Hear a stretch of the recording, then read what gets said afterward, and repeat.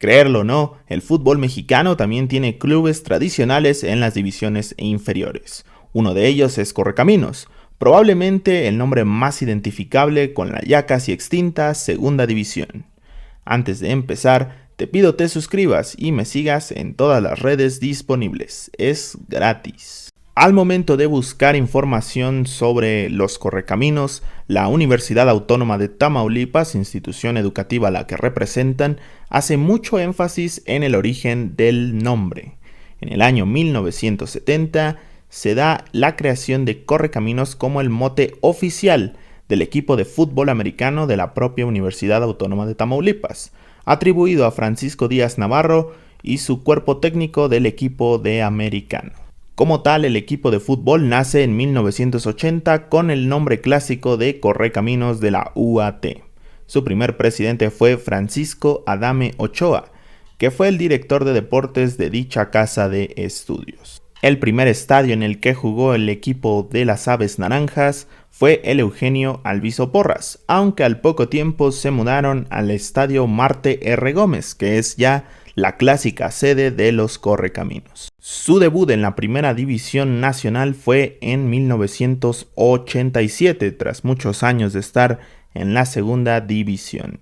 Lamentablemente para ellos, el descenso llegó rápido y junto con el Atlético Potosino se fueron a la división de plata.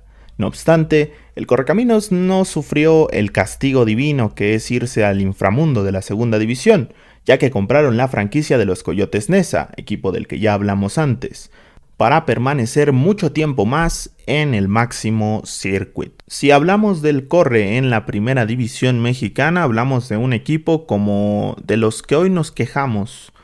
Sí, así es, un poco similar al Mazatlán, al San Luis, al Querétaro, a Juárez, un equipo de media tabla para abajo que prácticamente nunca peleó por ser campeón o por siquiera entrar a la liguilla.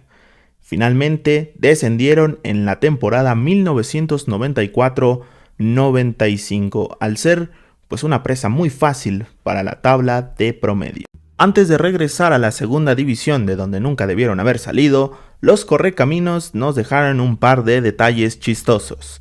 El primero fue el nada destacable récord de 54 partidos consecutivos sin ganar como visitante en la primera división mexicana, récord que hasta donde tengo entendido sigue vigente. La segunda anécdota curiosa de este equipo fue que, ya descendidos, el entonces director de la Universidad Autónoma de Tamaulipas, el doctor Humberto Filisola, disputó un partido con el primer equipo a los 44 años de edad, para cumplir así su sueño de jugar en la primera división contra el América. A pesar de ser el equipo con mayor experiencia en la segunda división, Liga de Ascenso, Primera División A o Liga de Expansión, Correcaminos solo ha podido jugar 3 finales, de las cuales ha perdido 2. La primera contra Tigres en el verano 1997 y la segunda en el Clausura 2014 ante los ya extintos Estudiantes Tecos. Su única victoria fue en el Apertura 2011 ante los Reboceros de La Piedad. Este triunfo les garantizó un lugar en la final por el ascenso de la temporada 2011-2012, donde fue apaleado por el León, que rompió una malaria de 10 años en la división de plata. El otro episodio dorado de Correcaminos fue cuando llegaron a la final de la Copa MX 2012 ante los Dorados, misma que terminaron perdiendo. En ese momento los dirigía José Luis Sánchez Solá, el Chelis, y tuvo en su plantel a gente como Daniel Osorno, Eder Pacheco, Roberto Nurce, Nicolás Olivera e Iván Vázquez Mellado, varios de ellos con mucha experiencia en la primera división. Después de eso, el Corre, como la gran mayoría de la división de ascenso y su gran enemigo el Tampico Madero, empezó a quedar en segundo término y no consiguió lograr el ansiado regreso a primera, quedando privados de este derecho en 2020.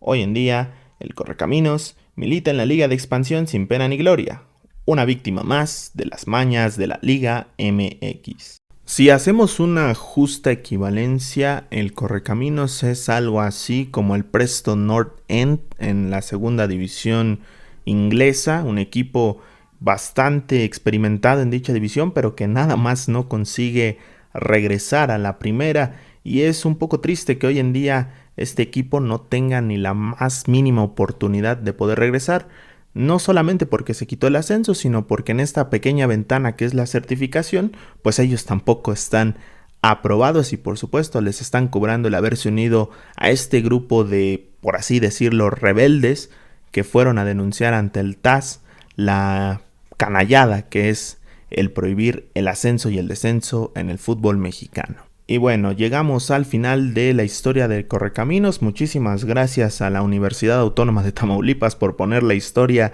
del equipo de forma accesible. Es bastante complicado encontrar la información de los clubes de ascenso. Complicado, no imposible. Muchísimas gracias por su tiempo. Nos vemos en la próxima edición.